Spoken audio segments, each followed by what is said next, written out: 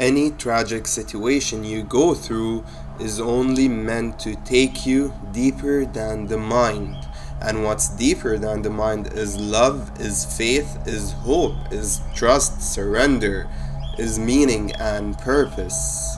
So every tragedy you have experienced was meant to take you deeper or higher than the mind, was meant to make you feel and release what you have been burying down so deep for so long. Now, do all tragedies end up leading us to that place or to that state of being that's deeper than the mind, in which we're able to dispose of the logical, cynical mind analysis and just be pure conscious energy, in which we're able to see the ray of light amidst all the chaos in our external realities? And the answer is no. But the answer is no only because we end up resisting and rejecting so hard. And that's because the ego is the forefront of our personality most of the times. You see, a tragic situation, a tragedy you experience in your life happens for the sole reason to awaken feelings that you have been resisting and you have been rejecting for so long. Maybe it's a feeling that have traumatized you. It's a specific emotion that you have built trauma around it at some point in time, at some specific age. Probably at a younger age you have been traumatized and you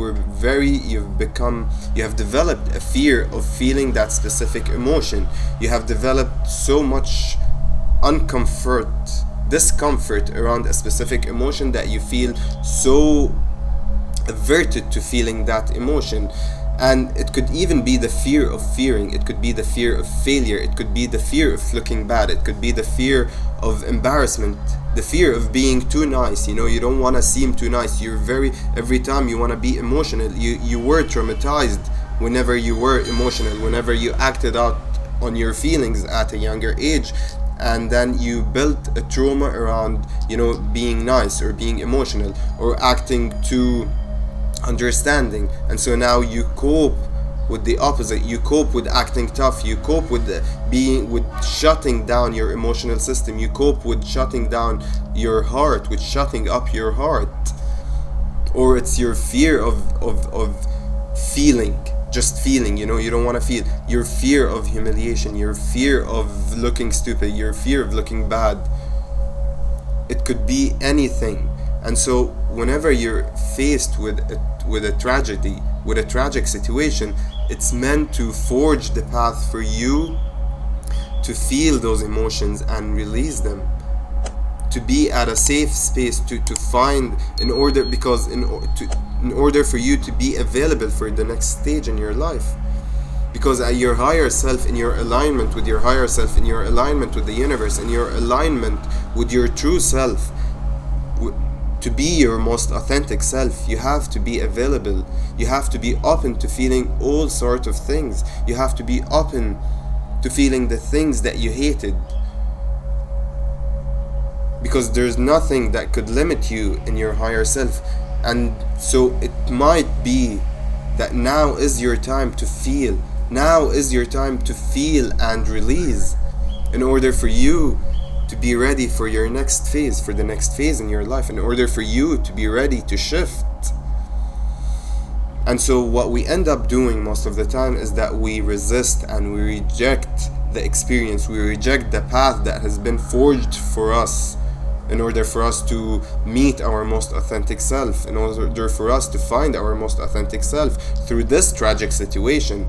We reject this path because the ego is the forefront of our reaction. The ego is the main way we act and react. When the ego is the forefront of your personality, when the ego is the main way you think, when you use your ego mainly to think, when your ego dictates how you feel and what you think, that means that the ego is the forefront of your personality. And the ego wants to feel bad, when the ego does not, when the external reality, when your external reality does not meet your expectations, when your external reality does not meet your standards, the ego want to be mad. The ego wants to feel bad about it. The ego wants to revolt, and you feel rebellious, and you despise the situation, you despise the experience, you hate life for what it has done to you. You might have been going into an experience thinking that you are inspired, you felt inspired, you were listening to your heart, you listened to your intuition, and then it ended up as a tragic situation, and now you feel offended, you feel betrayed, and you want to be mad, you want to feel bad, because you're so attached, you're so identified with your external reality, you're so identified with your past, and what happens is that you end up repeating that past because you reject the experience. You end up going in a circles, you end up going in that loop over and over and over again, because you are rejecting the experience that's been provided to you. You are rejecting the lesson that's been offered to you in order for you to evolve, in order for you to be ready for your next phase, for the rest of your life. And that happens when the ego is the forefront of your personality, of how you react, of how you act, of what you think and feel. So when you're so identified with your past, when you're so defined by your past that it means everything to you, you become very dependent on how things turn out in your life. When you feel bad about an experience that happened in your past, when you're so attached to it, when you're still feeling bad, and now you go into another experience and another experience trying to break out of what happened to you in the past, you feel so hurt from that experience in the past, and now you want something different. And whenever that thing does not go as your expectations, according to your standards, according to your expectations, now you feel betrayed over and over again, and now you want to revolt harder, now you want to be mad harder, now you want to despise more and more. And what do you do? What happens when you do that is that you reject the experience, you reject your path, you reject the lesson, and that causes you to go in loops over and over again, repeating your past. Now when you let go, when you're ready to feel and release, now you're not identified with that traumatic experience that happened in the past. Now you're not identified with that emotion that you buried, with the experience that caused you to bury specific emotions so deep at a younger age or at any specific age, because you were not able to deal with life while feeling that emotion, because you felt so much discomfort when you felt that emotion, because you felt so embarrassed when you felt that emotion, when you had to experience those set of emotions or that specific emotion. You felt so uncomfortable, and now you're so attached to that experience, to that traumatizing experience. Now I'm not saying that it's easy to feel and release, and it depends so much on the experience and on the situation, but most of the times it's not an easy experience, it's not an easy lesson to feel and release, to feel something you've been burying so deep down, and you've used the plethora of coping mechanisms. For whatever reason you've buried that experience, it could be due to your nurture, due to your upbringing, due to your social environment, to your societal standards and expectations.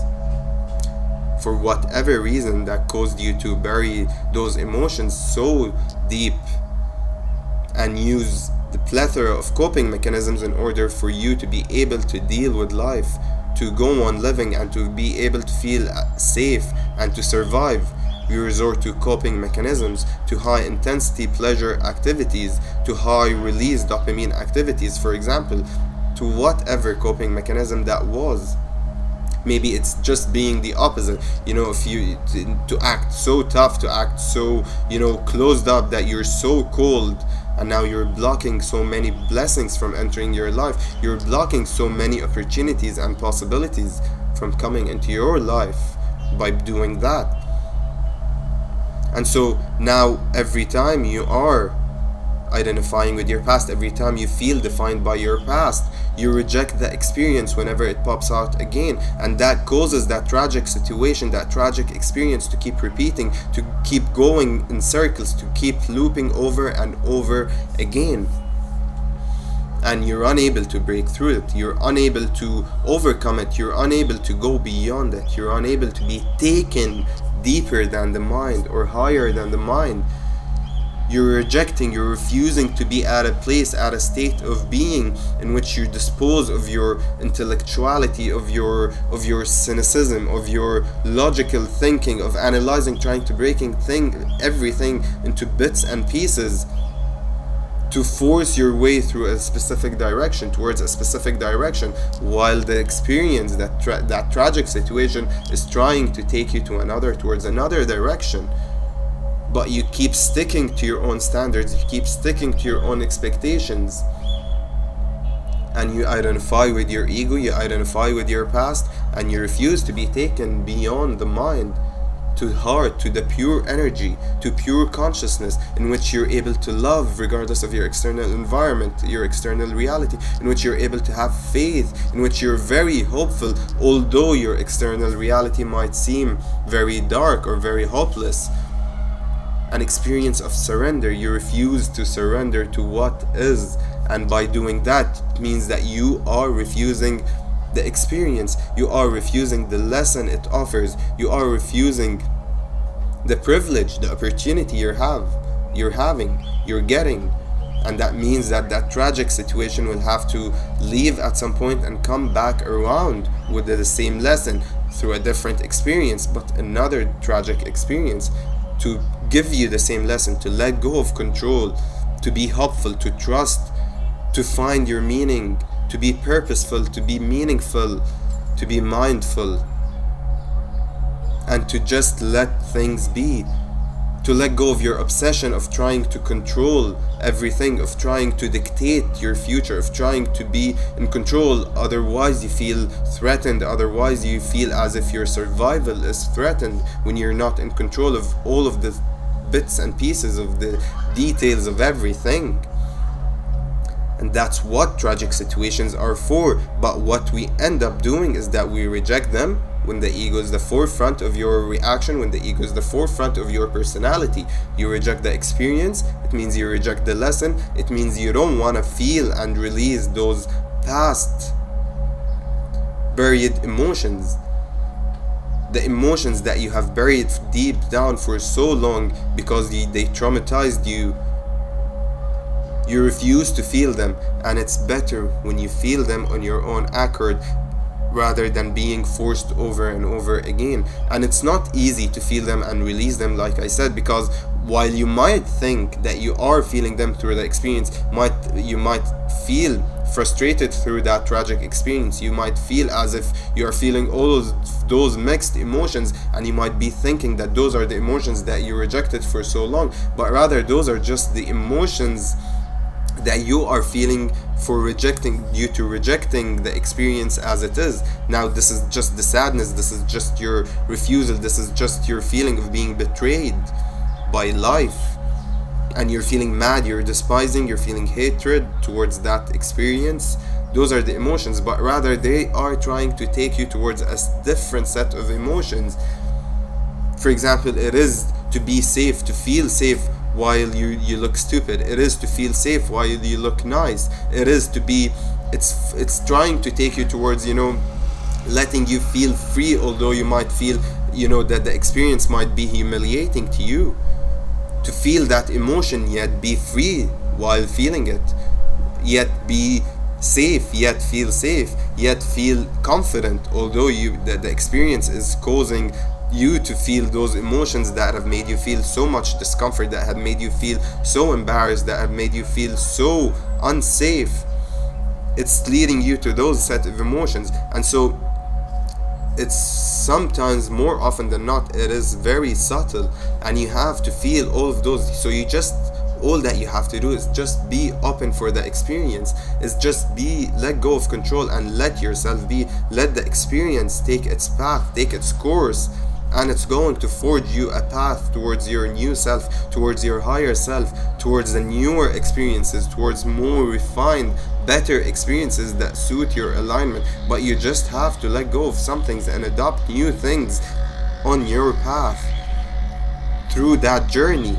But when you are when you're always rejecting the adoption of new things and the letting go of all things, then how do you expect yourself to break through? How do you expect yourself to shift? Do you expect yourself to have a new life, to shift towards your new reality, towards the next stage? And that's why you might be going in loops over and over again, repeating more and more tragic experiences, because you are rejecting the lessons those experiences are providing you to begin with. And now you know the next time a tragedy occurs, and the next time you experience any sort of tragedy, it's there to make you feel and release. It's there to take you deeper or higher than the mind. It's there to take you to a place in which you are able to be just pure conscious energy. And oftentimes that's what happens through tragedies, because you get so tired at some point, you are so sick of feeling, of experiencing that, so you just let things be. You are faced with surrender. You are taken to a place in which you're able to surrender. You're now relying on pure energy. You're relying on God. You're relying on Source. You're relying on your higher self. You're hopeful. You're trusting. And you start looking for meaning. You start loving. You start being grateful for life regardless, because you find your true self. You understand your true self. And that's what's essentially meant by ego death. And when it stops being the forefront of your personality, or rather the way I like to look at it, as the introduction of the ego to your higher self, in which it knows, it understands, it realizes that it could be safe regardless of all of those coping mechanisms, that it could be safe regardless of what's happening in your external reality, that it does not need to be in control of all of the bits and pieces all of the time in order for things to be well, in order for things to be nice, in order for your situation to be blissful and joyful and happy and loving. And that's when the ego stops being the forefront of your personality and your true self emerges. Your higher self emerges and you become one with pure conscious energy. You become pure conscious energy because you are the extension of Source, of God, of the divine, of the mystical. Thank you so much for tuning in to another video by AF's Conscious Frequency. If you learned something, don't forget to like and subscribe to my channel. Like the video and subscribe to my channel, because it helps me so much and it helps this video find its way to many more others who might actually need it.